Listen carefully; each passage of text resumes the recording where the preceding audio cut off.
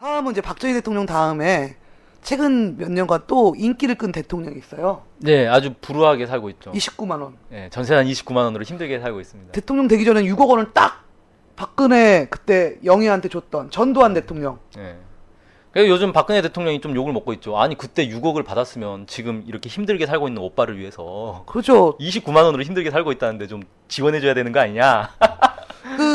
우리래. 전두환 대통령. 이 사람은 또 박정희 대통령이 11.25를 암살당한 이후에 또 잠깐 체결 네. 권한 대행을 했죠. 그 당시. 네, 그렇죠. 그 다음에 이제 또 80년에 혜성과 같이 등장한 전두환. 반짝반짝 빛나시는 분. 이분 네. 어떤 분입니까? 어땠나요? 네, 전두환 대통령은 이 군인 출신이죠. 쿠데타로 집권했는데 군인 출신인데 어떤 군인이냐? 미국 유학파 군인입니다. 아, 미국 유학파예요? 예, 엘리트 같죠? 좀 생긴 거하고 다른데? 네. 그 육군 사관학교를 졸업을 했고 미국 육군 특수전 학교, 미국 포트 베닝 레인저 스쿨에서 유학을 했어요. 전형적인 미국 유학파 군인이고요. 그러니까 당연히 미국에 이제 신임을 얻을 수 있었겠죠. 예, 쿠데타로 대통령이 됐는데 이 집권 과정에서 1980년 5.18 이 광주 혁명을 이제 총칼로 유혈 진압하면서 이 대통령이 됐죠. 그때 당시에 그 한국군의 작전 지휘권은 평시든 전시든 미군이 가지고 있었습니다. 그러니까 당연히 이 유혈 진압을 하는데 군대를 투입을 하는데 미국이 그걸 지휘를 하지 않을 수가 없었겠죠. 그럼 당연히 미국이 인정을 했다는 거예요. 그러니까 결국 전두환을 지지한 거나 마찬가지죠. 너가 가서 광주 진압하고 너 하고 싶은 거 해라 라고 미국이 인정을 해준 거다 이렇게 볼 수 있겠죠. 그때 당시에 뭐 유명한 일화들이 있죠. 부산에 항공모함이 이제 들어왔는데 그래서 광주 사람들이 미국이 와서 우리를 도와줄 거다. 네, 드라마에서 봤어요 그거. 네. 그런데 알고 봤더니 그 항공모함은 이 광주 항쟁이 전국으로 확산될 경우에 대비해서 들어온 거였다. 그리고 그때 당시에 이제 주한미군들의 증언도 있어요. 주한미군이 직접 이 폭동 진압 훈련을 받았다는 겁니다. 그때 당시에. 그러니까 여차하면 한국군으로 진압이 안 되면 주한미군까지 나서서 진압을 하려고 했던 거죠. 전쟁이네요, 그거는 완전. 그렇죠. 그런 이 미국의 전폭적인 지지를 등에 업고 대통령이 된 사람이 바로 전두환 대통령이다.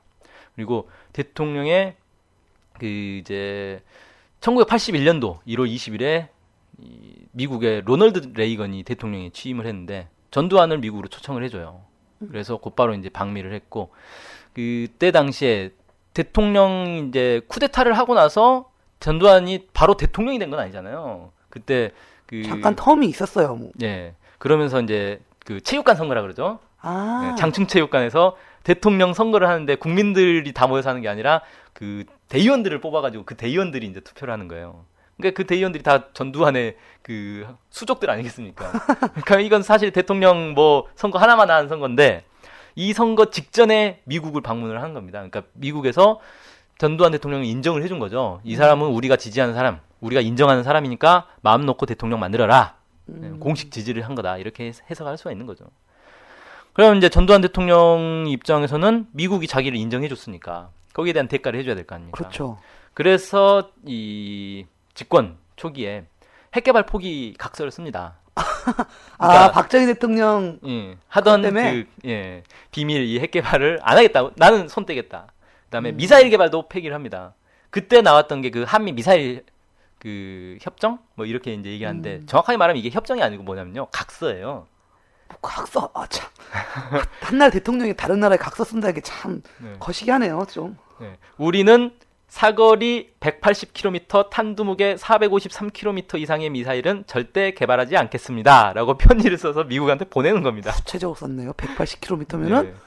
그게 사실은 대통령 당선되기 전에 썼어요. 쿠데타 하고 나마자 바로 그걸 쓴 거예요. 그러니까 나는 박정희처럼 이 미국 몰래 뭐 무기 개발하고 이런 거 안 할 테니까 나를 인정해달라. 이런 거죠. 참네. 그 다음에 이제 그때 당시에 이제 F-16 전투기, 그 다음에 호크 미사일 이런 미국 무기를 이제 대거 구입을 하겠다. 미국산 쌀을 구입하겠다. 뭐 이런 것들 이제 그 미국에서 요구를 했는데 다 이제 막 수용을 해준 거죠. 그래서 이제 전두환 대통령 같은 경우는 이제 집권 기간 내내 미국이 요구하는 건 다 들어주는 친미 일변도의 이제 외교 정책을 펼쳤는데 1980년 6월 7일자에 뉴욕타임즈에 이런 기사가 실렸다 그래요. 한국에서 누가 정권을 잡던 친미적일 수밖에 없다는 미국의 판단, 또는 미국은 결코 한국을 포기할 수 없을 것이라는 한국 군부의 판단은 550의 존립에 상부상조하는 계기를 부여했다. 그러니까 서로 누이 좋고 매부 좋은 그런 관계였다는 거죠. 한국과 미국 사이는. 근데 그게 한국의 국익을 위해서 미국을 이용한 거겠습니까? 그때 국력 차이가, 미국은 세계 뭐 초인류 그렇죠. 뭐 강대국이다라는 거. 소련하고 막 스타워즈 전쟁하고 있었던 네. 시기 아닙니까? 그리고 한국은 그때 이제 막 경제 빈곤국, 뭐 개발도상국이다. 개발도상국. 좋은 말로 하면 경제 개발도상국이고 사실은 후진국이었던 거죠. 그런 국력 차이가 나는데 누가 누구의 이익을 위해서 일을 하겠습니까? 결국은 누이 좋고 매부 좋고가 아니라 누이만 좋은, 그렇죠. 미국이 시킨 대로 다 해줘야 되는 그런 관계였겠죠. 그 안보 분야에서 특히 전두환 전 대통령의 친미 외교가 두드러지는데, 뭐 세 차례 한미 정상회담을 통해서 주한미군 주둔 보장해주고 한미 안보 협의에 재개하고 군사 판매 차관 공유하고 팀 스피리트 훈련 확대, 이런 것들 다 약속을 해줘. 그러니까 쉽게 말해서 안보와 관련해서 미국이 요구한 건 다 들어줬다는 거예요. 마지막까지 미국의 지시에 의해서 왔다 갔다 하던 사람인데, 전두환 대통령의 마지막이 뭡니까? 6월 항쟁 아닙니까? 그렇죠. 6월 항쟁. 6월 항쟁 때 전두환 대통령이 그 탱크 몰고 와가지고 그 시위하는 군중들을 쓸어버리려고 했어요. 유혈 진압을 하려고 했는데 미국이 그걸 막았죠. 그때 그 6월 14일 날, 87년 6월 14일 날 청와대에서 전두환이 위수령 또는 계엄령을 준비하라 이렇게 지시를 했다는 거예요. 위수령이 뭐냐면은 이제 그 위수령, 수도 서울을 지키기 위한 계엄령, 일종의 계엄령인 거예요. 계엄령 전 단계인 거죠. 그렇게 이제 준비를 하려고 했는데 미국이 딱 보니까 그 안 될 것 같거든요. 그러면 오히려 일이 커질 것 같으니까 6월 16일 날 미국 하원 외교위원회에서 한국 사태에 대한 결의안을 통과시킵니다. 결의안이요? 네. 미국 미국에서 하원에서 우리나라 사태 결의를 왜 통과시키죠? 이거 참 이상하네요. 네, 그 내용이 이제 충돌을 피해야 된다. 무력 진압을 하면 충돌이 격화되니까 충돌을 피해야 된다라는 내용이고, 그 다음 날인 6월 17일 날 릴리 주한미 대사가 바로 와가지고 대화 타협으로 문제를 풀라라고 레이건 대통령의 친서를 전두환에게 전달을 합니다. 그걸 보고 전두환 대통령이 안 되겠구나, 미국이 시킨 대로 해야겠다. 그래서 계엄령을 포기하고 직선제 개헌을 수용을 하죠. 그런 일이 있었군요. 그러니까 자신의 최후까지도 미국에게 충성을 충성하는, 미국이 시킨 대로 다 하는 그런 일이 있었고요. 그러면 전두환 대통령은 그냥 친미 인사였냐, 친미 대통령이었냐? 친일 성향도 있었습니다. 또요? 네. 참네. 뒷목된 길에. 대표적인 게 그런 얘기가 있었어요. 그 1981년도에 8.15 광복절 기념연설, 그러니까 대통령 되자마자 첫 그 광복절 기념연설에서 우리는 나라를 잃은 민족의 치욕을 둘러싸고 일본의 제국주의를 꾸짖어야 하는 것이 아니고 당시의 정세, 국내적인 단결, 국력의 약함 등 자책하는 자세가 필요하다.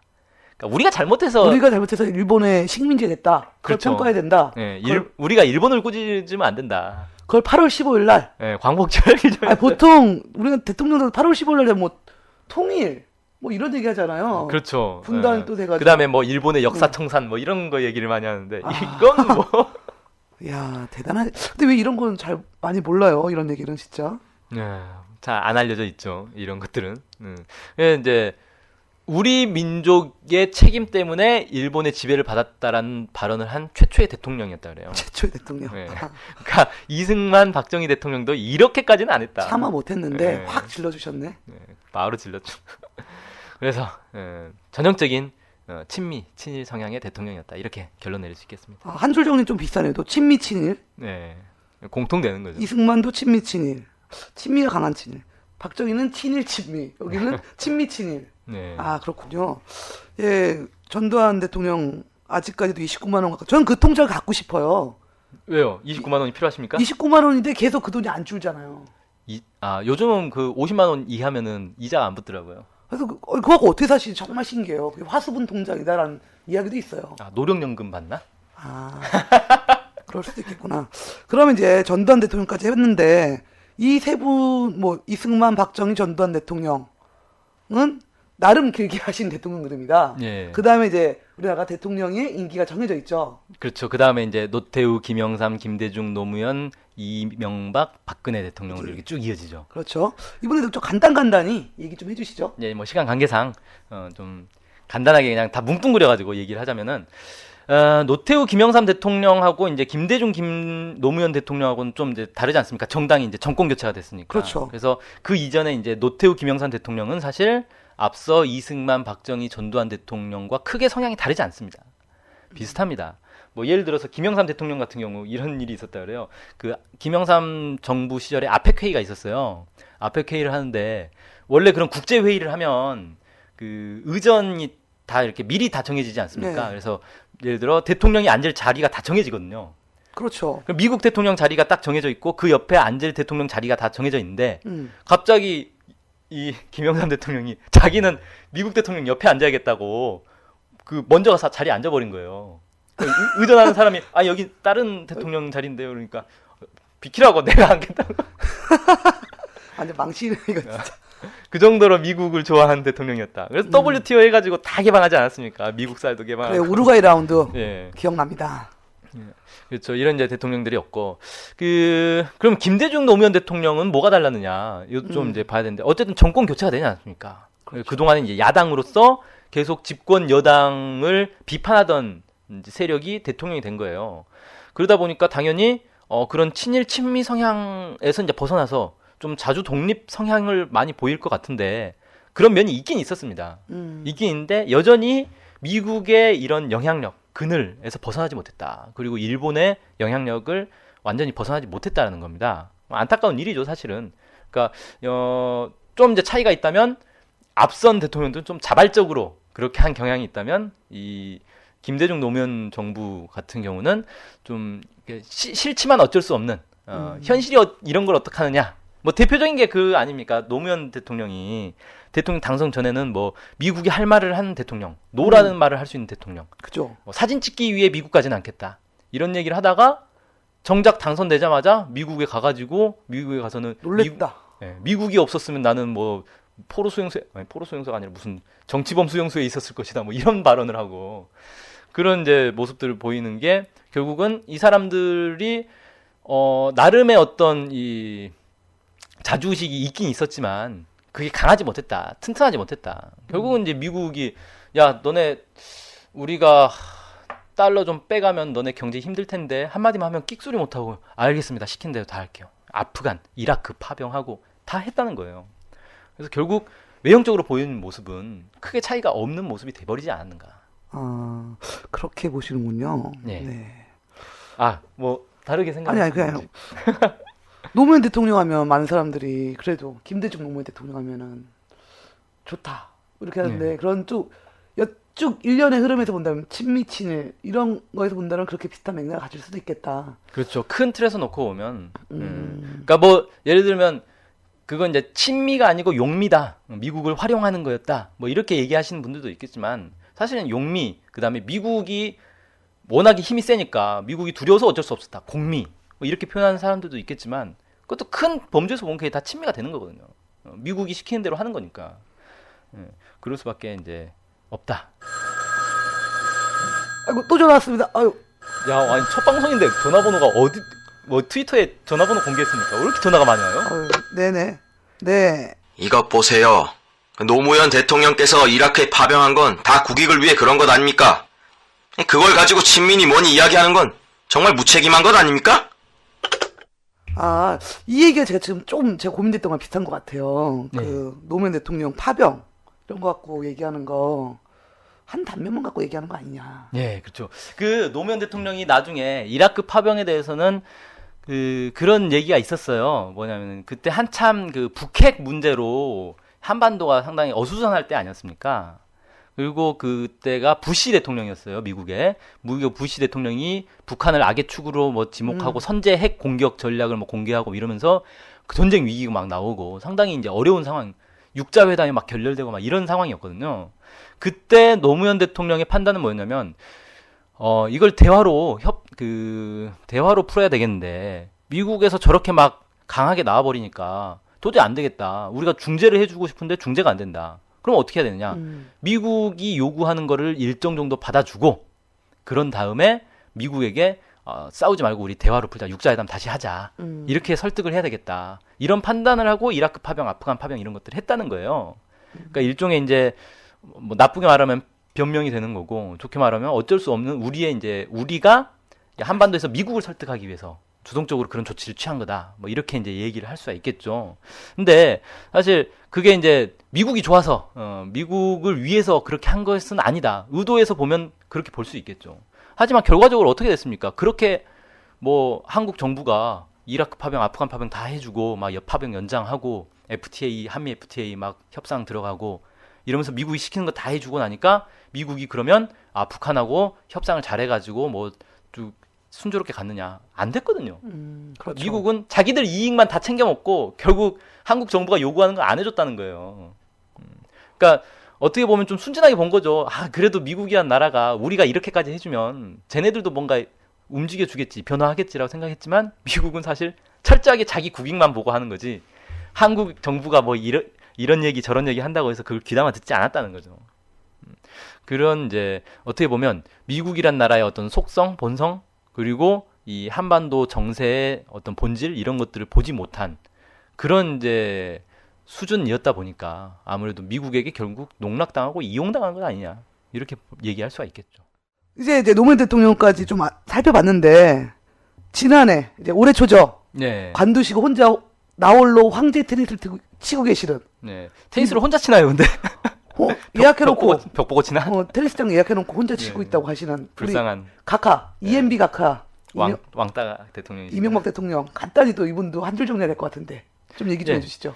그 이명박 대통령 전 대통령에 대해서는 친형 이상득 이 친형이 가장 정확하게 평가를 했다. 뼛속까지 친일 칩니다.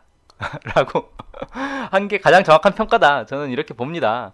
뭐 사실 이제 한미 FTA 날치기 통과하고 광우병 위험 미국산 쇠고기 수입하고 미국산 무기 대량 수입하고 임기 막판에 또 수십조 원에 달하는 미국 무기 수입하겠다 막 결정해 놓고 뭐 이런 것들 보면 그리고 집권하자마자 첫 해 금강산 관광 중단시켰죠. 네. 박근혜 대통령도 집권하자마자 첫 해 개성공단 지금 중단을 시켰죠. 그러니까 결국은 미국을 위해서라면 뭐든지 다 해주고 남북 관계 개선과 관련해서는 다 차단해버리는 그런 모습을 이제 보여줬는데 결국은 뭐냐? 그러니까 이명박 대통령은 그 전직 대통령이었던 김대중 노무현 대통령과 달리 그 이전에 이승만, 박정희, 전두환, 노태우, 김영삼으로 이어진 그 계보를 잇는 역시 정당이 이제 그 계보 정당이다 보니까 그 계보를 잇는 대통령 아니었는가 뭐 이렇게 평가할 수 있겠죠. 그죠. 이명박 대통령. 뭐 그 일본하고도 관계도 또 있지 않습니까? 그 한일 군사동맹. 작년 유행 그것 때문에 완전 난리가 났었죠. 예.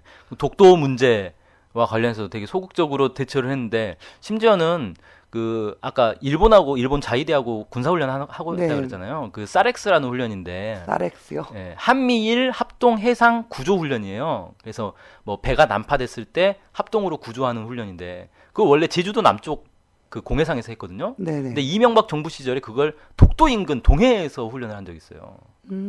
일본 입장에서는 독도 인근에서 훈련하는 게 얼마나 좋습니까? 예, 자기 경험을 쌓는 건데. 그렇죠. 그런 걸 해주는. 그런 일도 있었군요. 예. 참 언론이 그런 건 보도를 전혀 안 해주네요. 그렇죠. 네. 이명박 대통령 뭐 어찌됐건 아직도 국민들이 많이 기억하고 있습니다. 언제 청계산으로 가실지 예. 많이 관심 갖고 있는 대통령. 그렇고요. 그리고 올해 어찌됐든 이제 대통령의 지금 임기를 시작하신 지 80여일 넘으신 네. 우리 박근혜 대통령 뭐 임기가 뭐 많이 남아 있습니다만 어떨 것 같다. 라고 좀 얘기 좀 해주시죠. 그 원래 그 애가 태어나면 100일이 지나야 겨우 이제 좀 그 사람으로 되고 그다음에 한 돌이 지나야 이제 얘는 그 안 죽고 살겠다. 옛날에는 그러지 않았습니까? 워낙 그렇죠. 이제 의학이 발달하지 않았다 보니까 어쨌든 이제 100일은 좀 지나야 그래도 사람으로 인정을 해주는데 박근혜 대통령 아직 이제 집권한 지 100일은 안 됐습니다. 근데 될성부른 나무는 떡잎부터 알아본다고 박근혜 대통령이 어떨지 딱 보이는 게 몇 가지 특징이 있어요. 특징이요. 예, 첫째 그 자신의 뿌리에 대해서 분명한 입장을 보여야 됩니다. 자신의 뿌리가 뭡니까? 박근혜 대통령이 될 수 있었던 건 박정희 대통령 때문에 대통령이 될 수 있었던 거 아닙니까? 그 경력이 없었으면. 절대 될 수 없는 사람이거든요. 그렇죠. 그러면 박정희 대통령의 그 친미의 그 뿌리, 행적에 대해서 어떤 평가를 내렸느냐. 한 번도 거기에 대해서 인정한 적이 없어요. 맞아요. 그러니까 유신 독재에 대해서는 뭐 유감이다 뭐 이런 얘기를 했는데 친일 친미 행적에 대해서는 한 번도 정확하게 평가를 한 적이 없습니다. 그런 점에서 좀 이제 지켜봐야 될 게 있고요. 그 다음에 또 하나는 이제 집권하고 이제 80일 정도 지났는데 가장 큰 이제 행동 중에 하나가 그 미국을 방문했어요, 이번에. 그렇죠. 미국을 방문하고 왔는데 거기서 이제 보면은 결국은 미국이 바라는 구도를 그대로 만들어주고 있다. 미국이 바라는 구도는 뭐냐면은 한반도에서 남북이 서로 싸우는 걸 바라고 있어요. 미국은 초지일관 지난 50년 그 반세기 이상을 초지일관 그겁니다. 남북이 싸워야 우리가 한반도에서 영향력을 키울 수 있다. 근데 김대중 노무현 정부는 왜 정상회담하고 그런 걸 해가지고 말이야 우리 말을 안 듣느냐 이런 거거든요.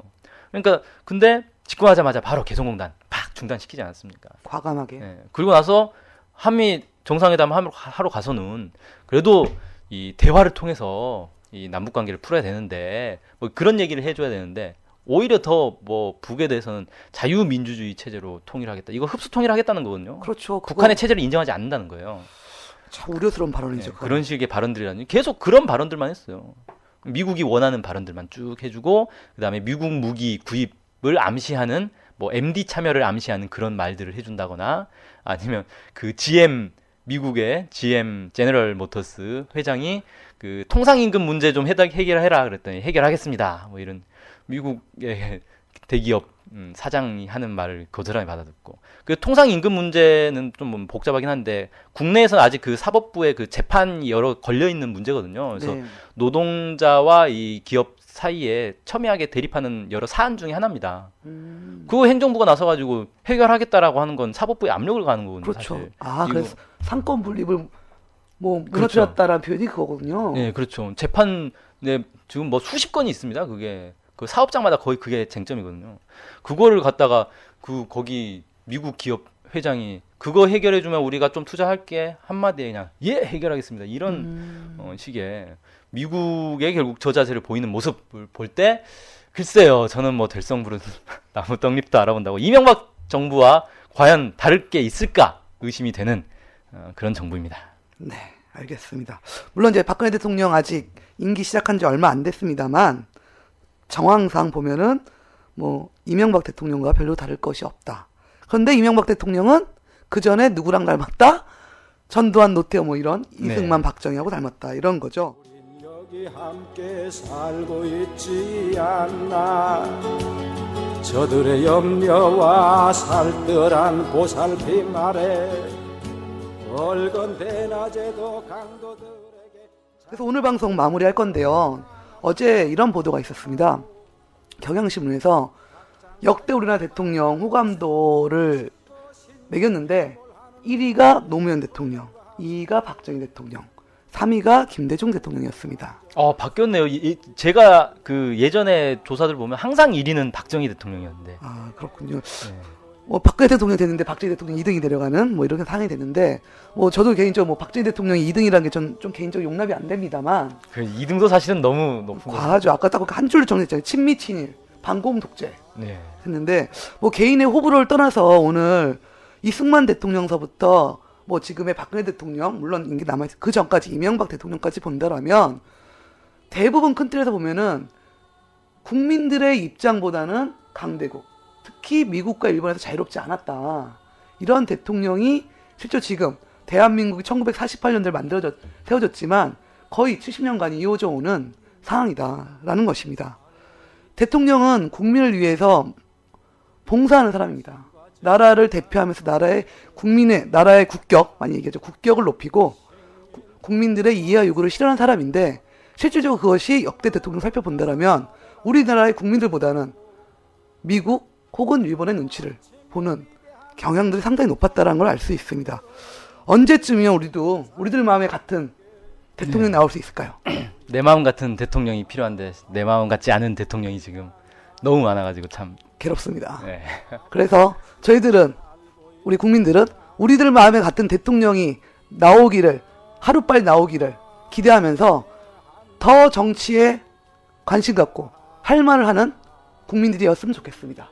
아, 대한민국 일에 방송 마치겠습니다. 감사합니다. 감사합니다. 함께 살고 있지 않나. 거진 민주 자유의 구호가 넘쳐 흐르는 이 땅, 고단한 민중의 역사